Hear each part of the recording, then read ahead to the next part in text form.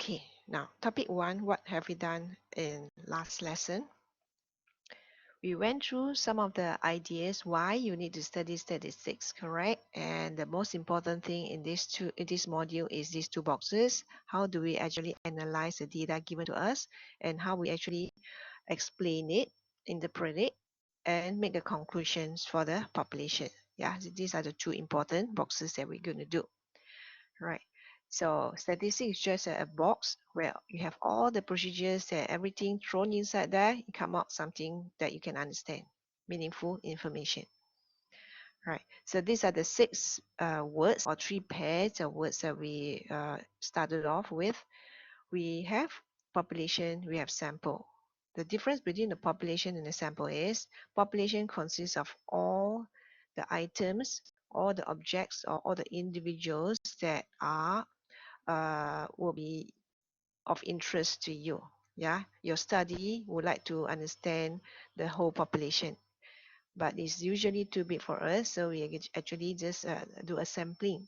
We just pick randomly from the population, and it form a sample. From this sample, we manage to calculate some information. We manage to draw a graph for it. So all the numbers that you have calculated out from this sample, we call that statistics. So for example, the average is $3.50 for the bubble tea that we have for 30 bubble tea stores. From that $3.50, we can actually estimate what will be the population average of the bubble tea price in Singapore. So it will be somewhere around $3.50. Take note of the curly equal sign. Then the actual population average is called parameter. So the function of statistics is to estimate parameter. You have another pair of words up here. When you try to understand your sample so that you can make a conclusion or estimate the population, you are doing something called describing your data, or we call that descriptive statistics. Once you are done with the descriptive statistics, you understand your sample already, then you can make a conclusion. So at this stage, you are in another stage of statistics. We call that inferential statistics. Since the sampling is so important, we do have fixed or common sampling techniques. So we discussed 4 here: simple random, systematic, stratified, and cluster. Simple random is just a show, a lottery way of sampling. So you have 1,000 numbers. Every number will have an equal chance of being selected. Yeah, so it is 1 out of 1,000, 1 out of 1,000. Everyone has an equal chance of being selected. That is called simple random. No grouping is involved. But once you have any groupings, it will be the rest of the tree. Systematic is you can group the population into any sort of grouping in sequence, in a student ID, or based on your IC number or whatever, right? So you are going to pick 1 out of every group. If you want to pick 8, then you group them into 8, and every group you pick 1.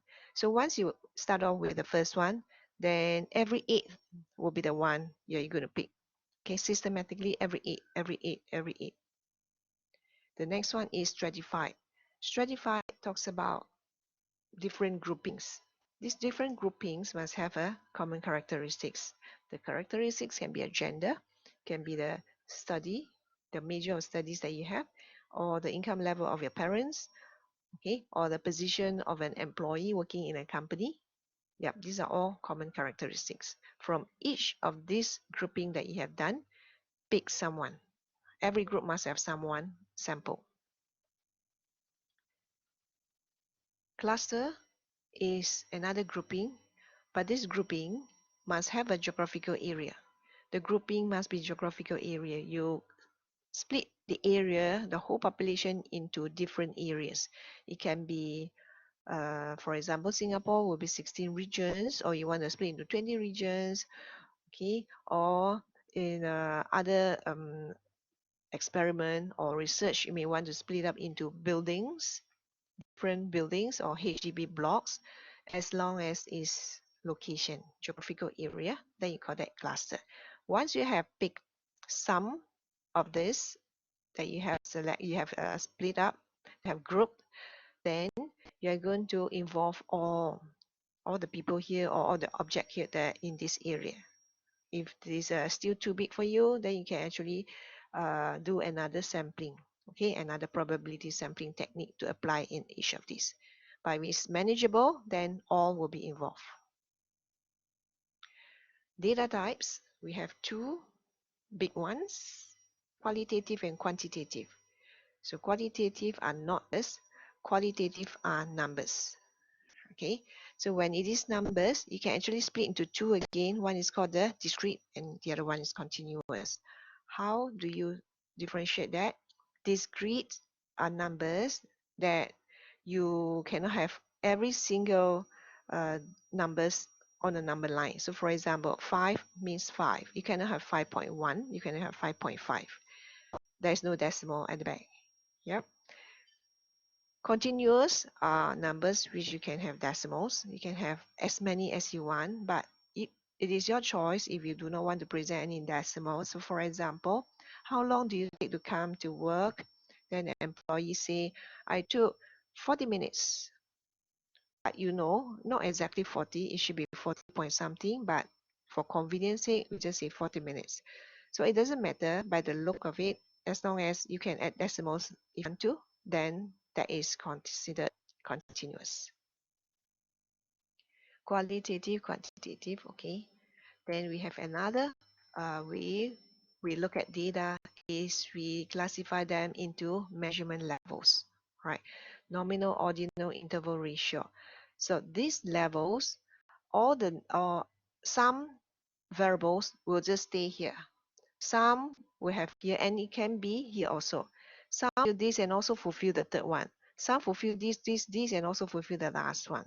Okay, so the last one, which it fulfill, that will be the level this variable is.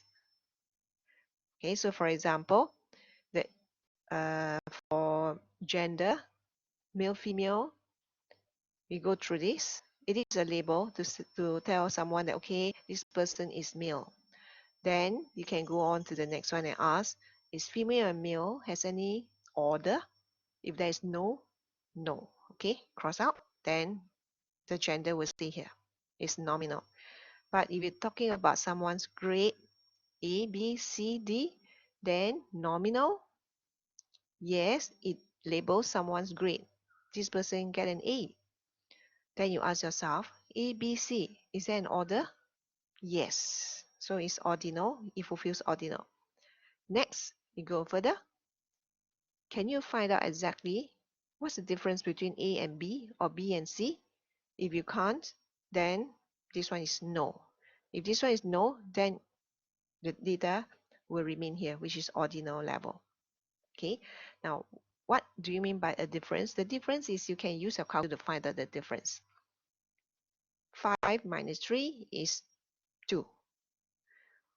Today's temperature is 30. Yesterday is 29. What's the difference? 1 degree Celsius. So you can find out exactly, you can quantify it, then it's called interval. Right. Some information, some numbers, okay, you notice that these are numbers already, yeah? This is still not number, so this is already number. So if you take another numbers, for example, what is the weight of these two boxes of potatoes? They say one is the 29, or one is 10 kg, the other one is 9 kg. So what is the difference? 1 kg difference. It fulfills interval. Once it's fulfilled any level, then you can actually go up and check the next level. Does it has a true zero? Ratio means that it's a true zero. Does it have a true zero? If yes, then the weight is ratio. If no, then it falls back interval. Temperature is no, there's no true zero. True zero means the starting point is 0, right? You start from a 0 starting point. So you have not put anything on the weighing machine. The weighing machine is sure 0 point. That is called true zero. Nothing is 0 weight, but the measuring starts from 0. So it is considered ratio. For temperature, you cannot have any Temperature we have 0 and above, but you also have negative. So it does not start from 0. The starting point is not 0. So interval, the temperature is not ratio, rather it is interval. Okay, hopefully this clarifies. Okay, we also went through this, right? So this is called frequency distribution. This is called the number of classes. This is a frequency, how many of these data points falls into each of these categories. So we call it frequency, how many times. Relative frequency is just to get the frequency divided by everything, which is a total. It will return a percentage to you if you multiply 100%. When you have numbers which are a lot, or you have round continuous numbers which have decimals, then listing all the numbers out doesn't make sense. So you have to find out table which has a group. How do you find this group? You have some guidelines before that. Yeah, you're going to find out the number of classes by using this rule. It will tell you what will be the most optimal number of classes for this set of data. Okay, right. So the 2k more than equals to n rule, the k will give you the number of classes. The n will be number of data points you have. If you only have 20 numbers here, then the n will be 20. If you have 100 numbers, then the n will be 100. So you're going to try an error finding this. When k is 1, what happened? When k is 2, what will be the figure? When k is 3, to the power 3 is how much? Up to a point where you fulfill this information. Okay, so once you fulfill, that will be the value of k. Right, so after getting the k, you still need to know this data from 12 up to 58. What is the range? And divide by the number of classes that you have. Okay, so the next thing is a little bit more needs some thinking. Yeah, so it start from 12, but what number you're going to start off with from your table? 12 is okay, 11 also okay, but 10 I think is the best number. Yeah, easy to look at, comfortable to remember. Okay, right. So once you classify that into this, there are two ways you can make up your class, right? So the first one is we have an under word here. That means it's not inclusive of 20, but the 20 will be in the second class. All right. So how do you get the frequency? Is getting from above. Relative frequency, say every one of these divided by 20. Right, so this is the frequency table. So this is another example where you have number of DVDs. This is a huge number of data point, but in practical sense, the number of data points we have, if you really want to do research, you'll be more than this 230. So it will be impossible to do by hand, but you still need to know how to do it so that you can command the spreadsheet to do for you. Another one type of classes that you can create is without the under word. Since the number of DVDs cannot have 3.1 or 3.9, it is either 3 or is either 4. So you don't need to consider the under. So 0 up to 3, nothing more than that. 4 start, nothing less than that. Okay, so this is another way of doing it. So if you do it in this way, then these two numbers will not reappear. Yeah, I cannot repeat. 0 to 3, the next one should be a 4. Right, so this is the same as the front. Then we add another two columns, which is a cumulative frequency, correct? The cumulative frequency gives you the addition from the top, right? So 60 is from 0 to 3. 110, which is 60 plus 50, will be from 0 to 7. 157, which is the addition of the first three, will be from 0 up to 11. Yeah. When you find out the relative frequency, that will give you the percentage which is below or equal to a certain upper limit here. Right, so we do three graphs, histogram, where we have bars following the frequency. How high is your frequency? That's how you get bars. And how you're going to plot the x-axis depends on what sort of classes you have. If you have a class which you have two equal numbers sharing like that, then you share the border 30, 60, 90, right? Okay, so if you don't, then we have another example. So next, move on to the polygon. Polygon will just need the midpoint, the middle of the class. So it's 15. It's not on the 30, it's not on the 0, but it's middle, which is 15. So 15 is 36.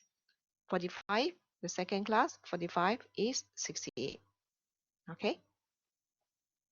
Then the feature of this polygon is you have to extend it down and touch the 0 point of the Y, both sides, beginning and ending. This is called the anchor. Ogive, you just need to take note of the top number. Yeah, just now I say 60 up to 60. From 0 to 60, how many of them? Both, right? So you just need to remember that 60 is important, not the 30. So 60 is 104. 60 is 104. Then you draw up to the end. Don't forget, the feature of ogive is to have a starting point touching the y equals 0 as well. You can use the relative frequency on the y-axis side. You will produce the same effect. The shape never change. Right, so this is another way you draw if you have different classes defined. 0 to 3 for the 7. 0 to 3 is 4 to 7 like this. Okay, you cannot share the border because they are not the same number. Right. So for this aspect, books, there are many books giving you different ways of plotting the graph. So it doesn't matter as long as one of the ways is acceptable. But for exam purposes, just stick to this. No change to polygon, no change to ogive.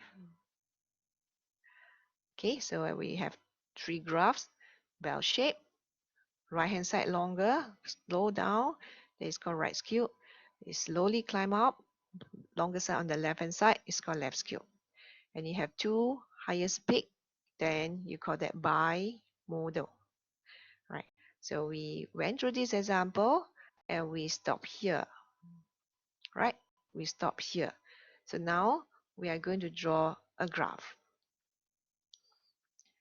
Right, so you need this information to draw a graph. I hope you already drawn your graph. So I'm going to show you how you're going to draw it, a proper graph. Okay, so the next thing is you have to have two axes. Now you need to label the x-axis as the story. What is the story? The story say it is a number of cupcakes. Don't put the story as class. You put the actual story here, number of cupcakes.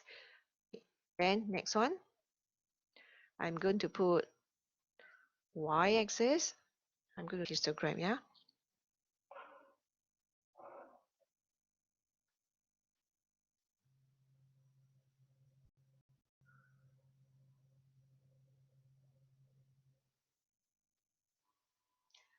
So histogram, you need bars. So what are the bars that you should have? You have how many classes? 1, 2, 3, 4, 5. So it starts from 100, it goes to 105. The next one is 106 to 111. So they don't share. If they don't share, you just as a block, 100 to 105.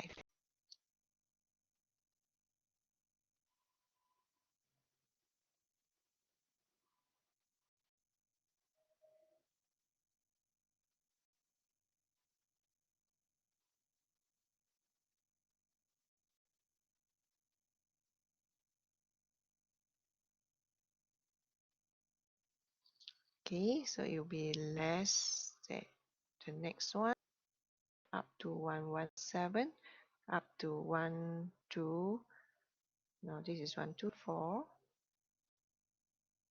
So it's up to 1, 2, 3, and up to 1, 2, 9. Okay, and this side, you see that we are going to draw this frequency, yeah, frequency, the highest is 12. So it will be easier.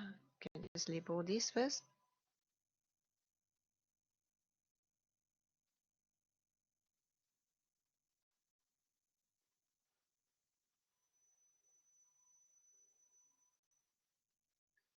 We call this frequency. Okay, next is we're going to draw it according to the first one is 3, the next one is 9. The first one is 3.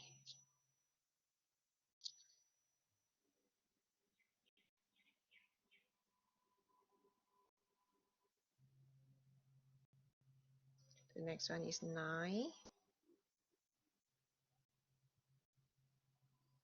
Then what's the number? 12, 5, 1. 12,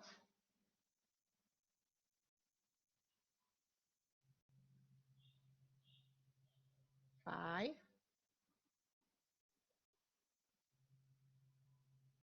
and down to 1. Okay, now you just connect them into bars. 1, 2, 3, 4, 5 bars. That's it. Done. Did you get the same graph?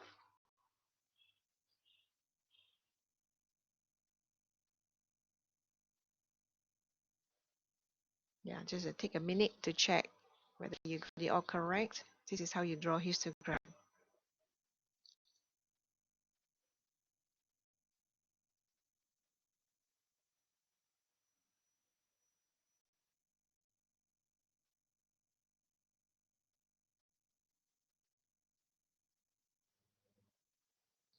Right. The next one that we're going to draw is polygon. So what's the feature of polygon? Polygon draw on midpoints. Yeah, draw on midpoints. So if you look at the midpoints, this is the midpoints. So the first midpoint is 102.5. The next one is 108.5. Every one plus 6, 6, 6, 6. Okay, so start with 102.5. We go to the next graph. 102.5. The next one is 106 point or 108 plus 6, yeah. Then plus 6 again.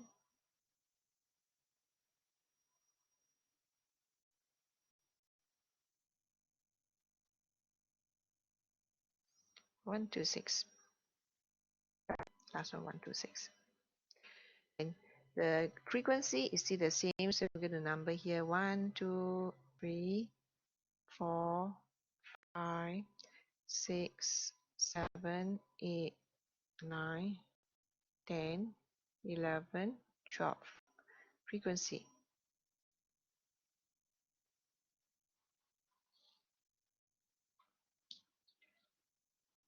Right, so frequency is still the same, which is 3, 9, 12, 5, 1.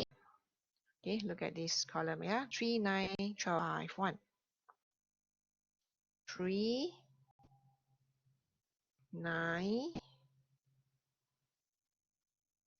12, 5, and 1. Okay, now I'm going to connect it.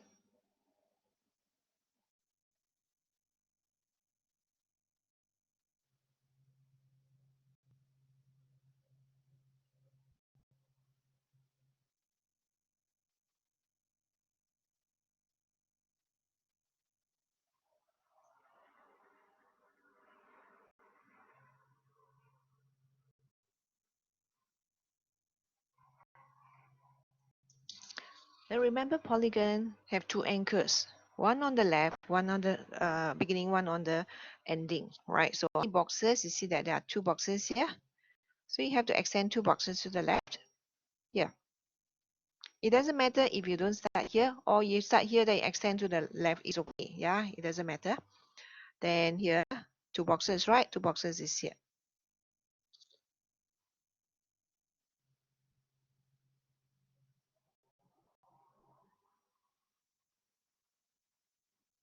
I just put a different color so that you can see.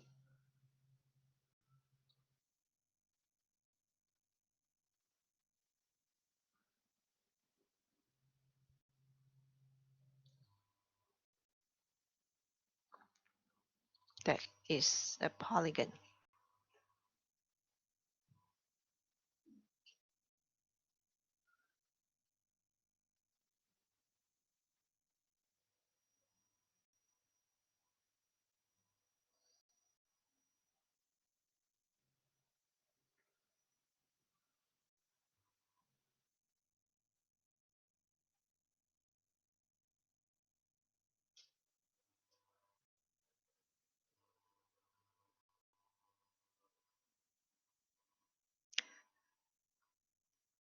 Once done, let's go to Ogive.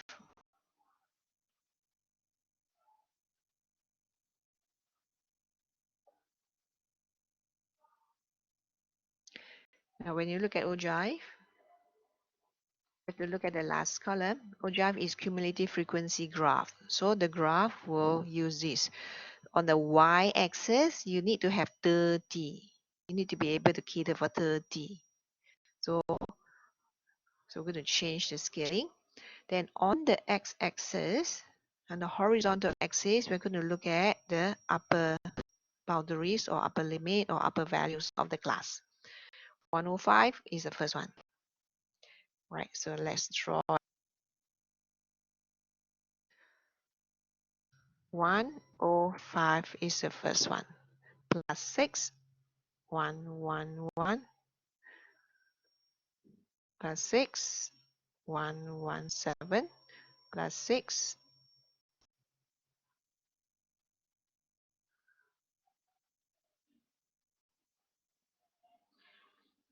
then this is not just frequency, but it's cumulative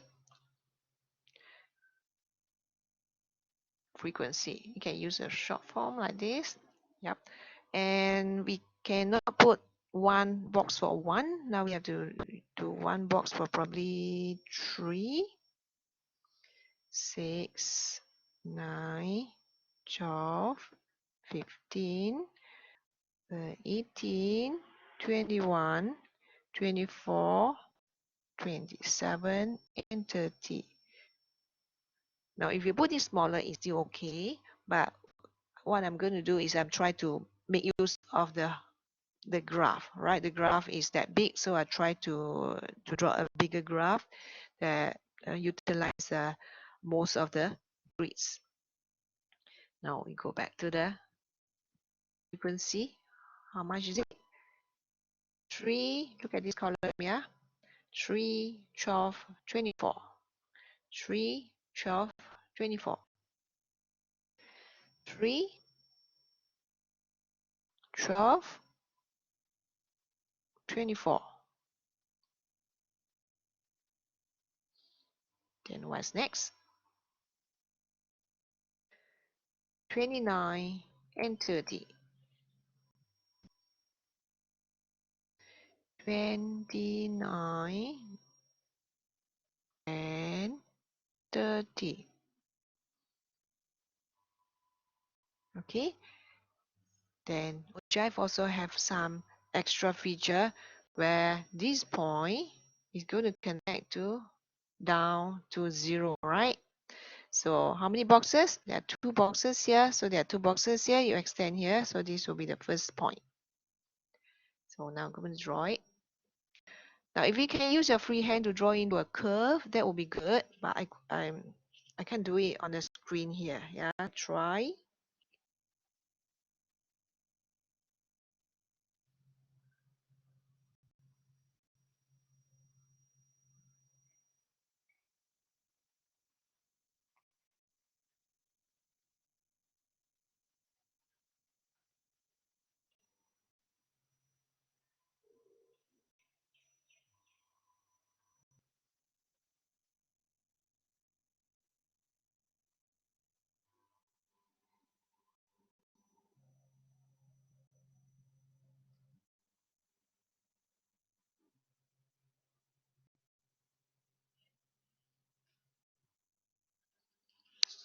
Right.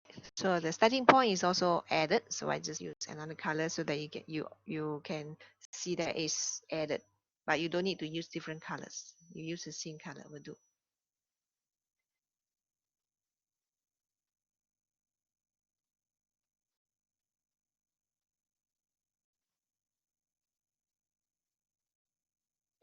That's all for this topic. Now I'm going to go to the tutorial questions. Those who are done with this, take out your tutorial questions, the very first page.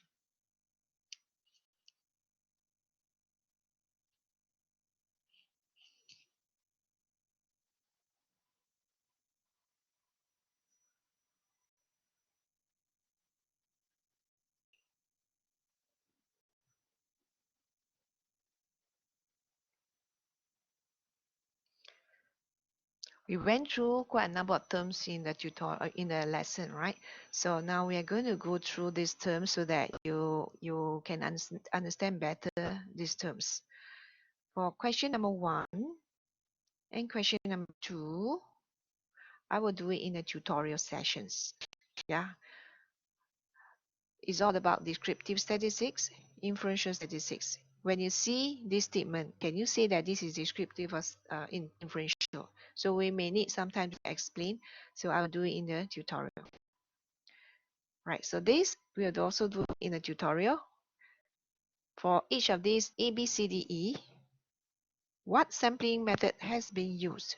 So this, you just choose one and see what are the keywords that you can see inside this each of these sentences. So we'll do it in the tutorial. You can try first. Now what we want to do is this one, the easier one, to make sure you understand the concept. Question 3, A to G, they are all quantitative, they are numbers. So what you need to do is, all these numbers, can you tell whether the number is a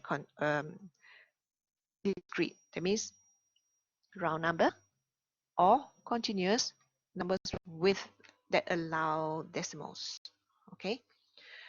Number of laptops, can you have decimals? No, discrete. Cost of a textbooks, when you pay something, it'll be cents, right?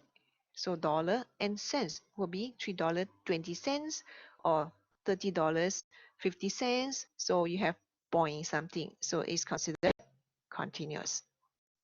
Number of patients registered at the clinic, number of patients. Can you have decimals? 1 means 1, 2 means 2. You can have 1.5 person, right? So it's discrete. Monthly bill, again, is dollar. Dollar is always continuous. Lowest temperature. Temperature can have decimals. Yes, then it's continuous. Number of books sold in a day. Number of books. You sell one book by one book. You don't sell 0.1 book. Yeah, so it is discrete. Age of contestants signed up for a marathon. Age, we share with you during the lesson. What's your age today? Probably you are 18 years old and 5 months because uh, your last birthday is 5 months ago. So you're 18 years old, 5 months. So as long as you can break it down into a smaller chunks, for example, 18 years old, 5 months, and 3 days. So if you can just break it down into smaller portion, then you consider that as continuous.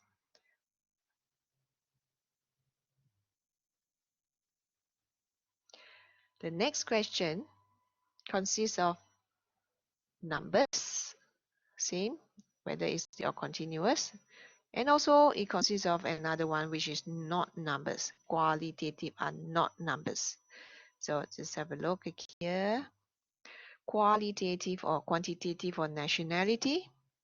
What's your nationality? You may come from Indonesia, you can come from the Thailand or Korea or anywhere in the world, right? So nationality are not numbers, it is word. So I just use short form QUAL. Just write it at the back. QUAL, qualitative, yeah. In exam, you have to write, this time around it's just online, so you just pick up the right answer. Qualitative, blood pressure of runners in a cross-country run. Blood pressure. When you, okay, maybe you cannot imagine pressure. How can it pressure be a number? Is continuous or discrete? Think about your tire, the bicycle tire or the car tire, when you measure the pressure, can the pressure have decimals? Answer is yes. Right. So this is quantitative. Quantitative. And once it's quantitative, you have to tell one more word. What is that? Can you have continue? Can you have decimals?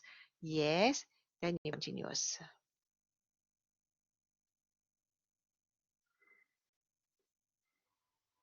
Weights of boxes in the storeroom. The weights, of course, is numbers. So number is quantitative. Weights. Can you have decimals? Of course. So we just put a C. Okay. Continuous. Type of automobile in the shopping center parking lot. The type. It's not number of cars or not number of automobiles, it's a type. So it can be a van, it can be a motorcycle, it can be a four-wheel drive or truck, whatever. So it is qualitative. Distance traveled by employees every day. Distance, well, we know distance can be, it has to be number, and this number can have decimal, so it's continuous.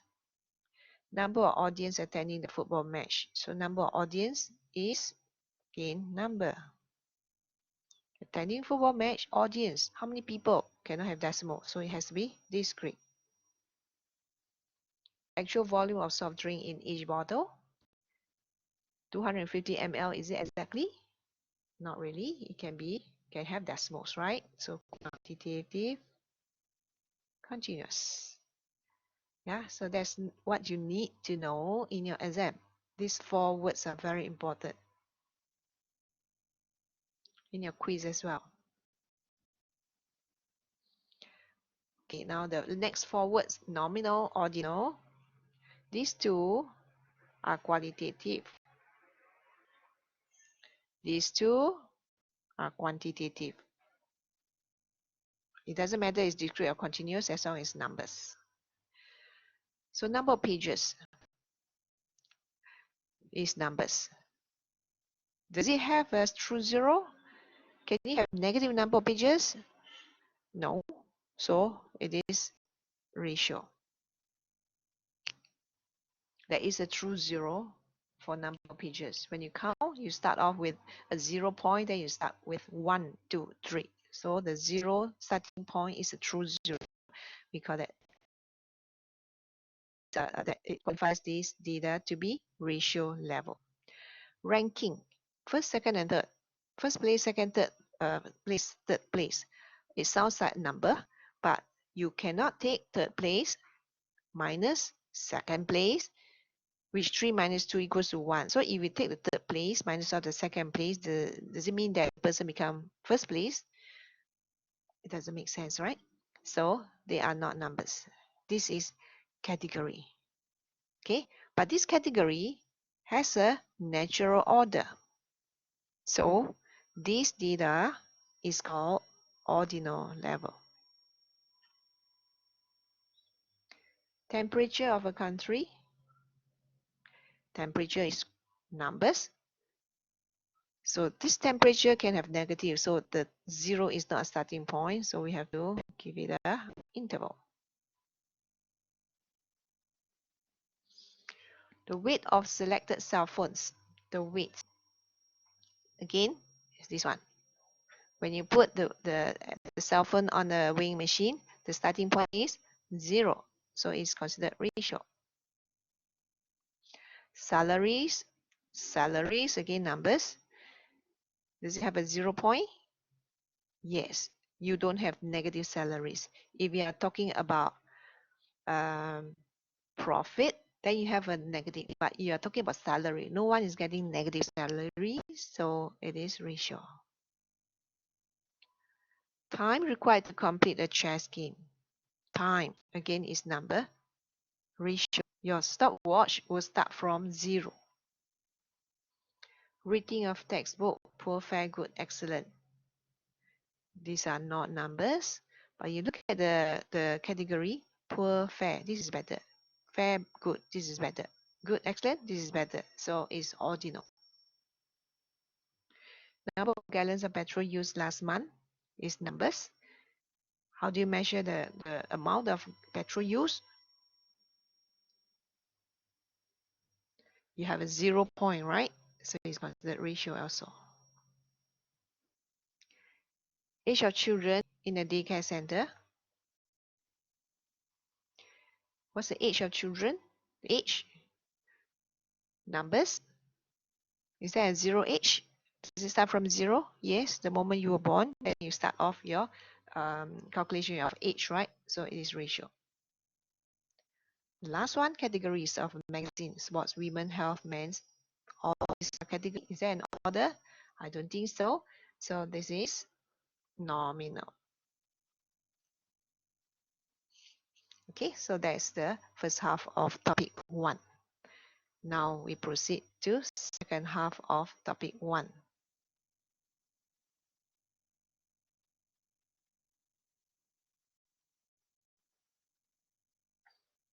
You start off with some data points given to you, and you're asked to put those data into a frequency distribution table.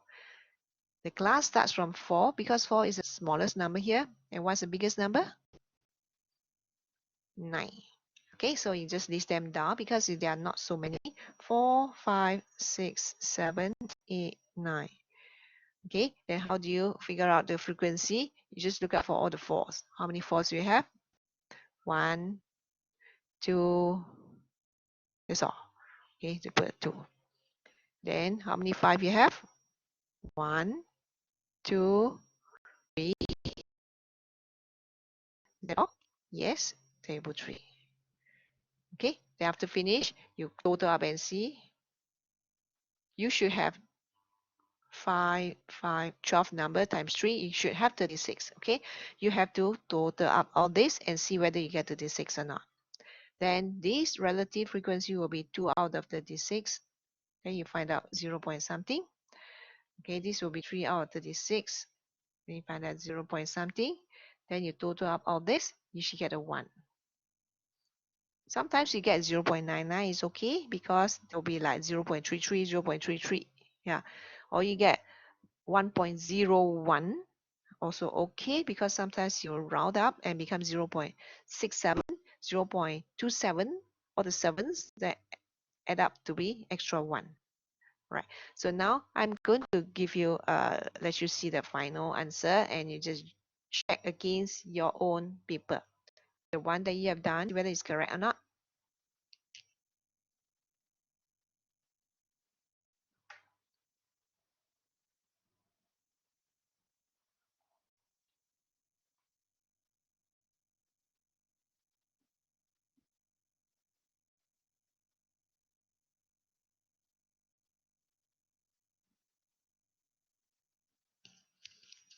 If you're done with this, you can go forward to question 2, and we're going to discuss question 2 now.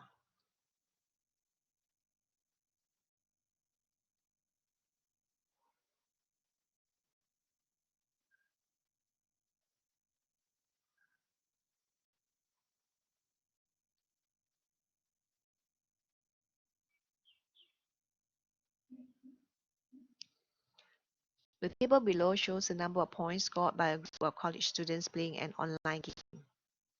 So you have all this. Determine the number of classes required to construct a group frequency distribution. Right. So this is a group frequency distribution displayed for you down here. And you need to find out the suitable number of class width.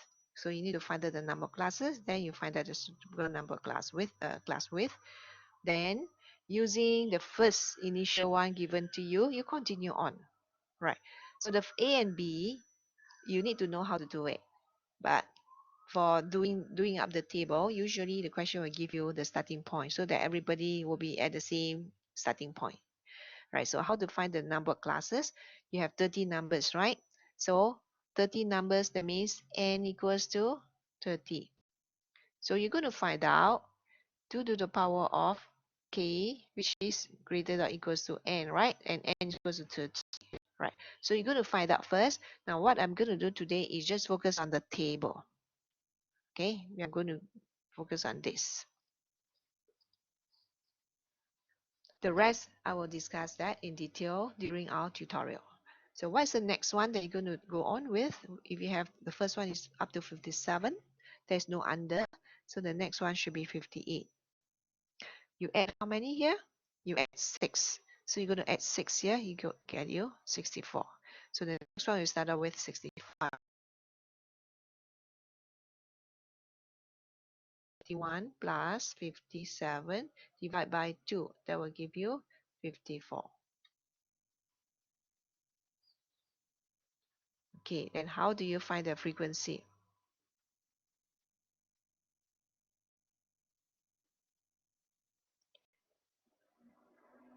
You still have to, okay, let me fill up this.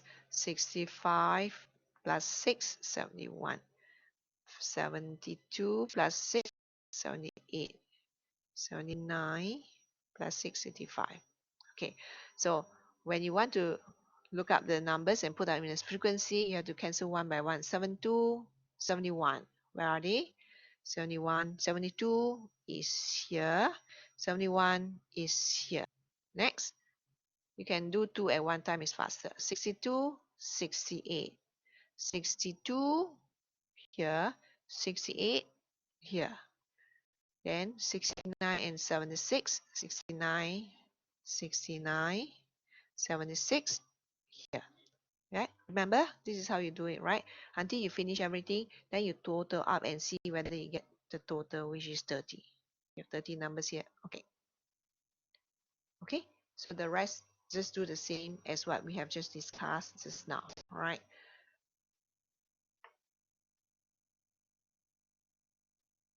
So now I'm going to show you the final answer.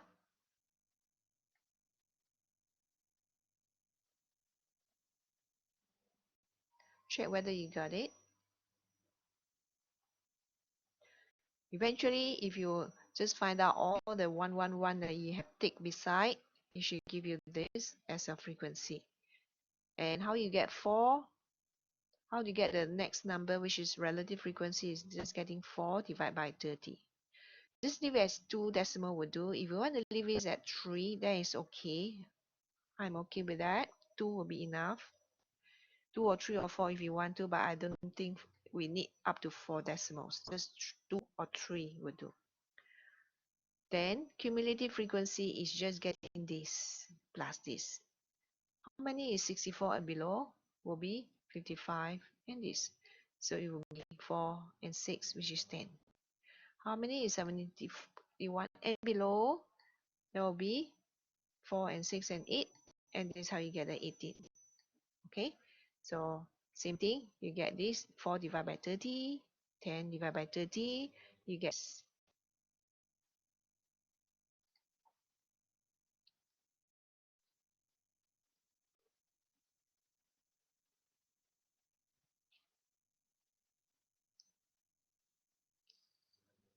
Now after you have gotten this correctly, then you can proceed to do your histogram, your polygon, and ogive.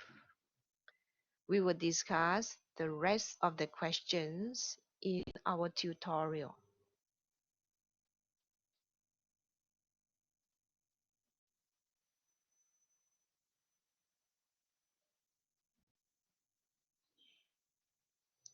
Okay, the next question.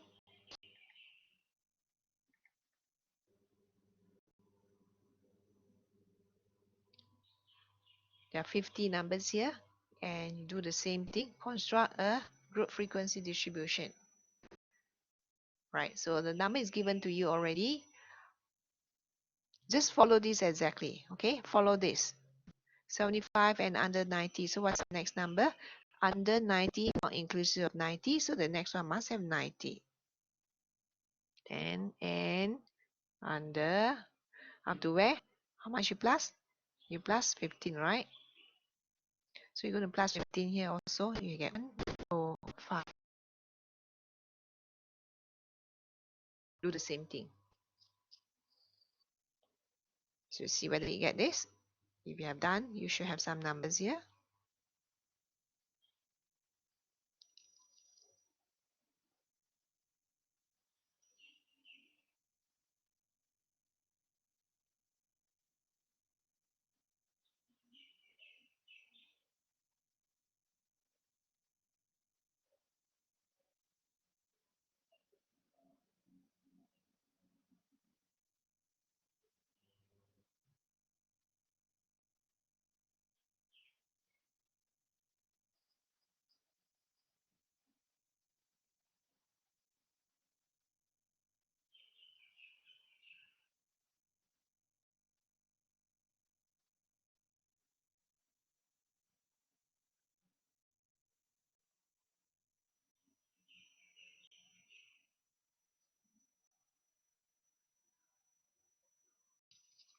Everything is fine, right? So if you have some mistake here and there, probably you just double check.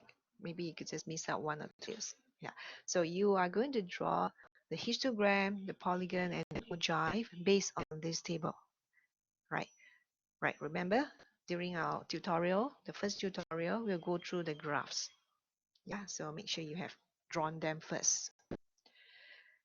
Right. So that's it for the beginning of this lesson, that we go through what we have left over, or just to emphasize some of the important points in topic 1.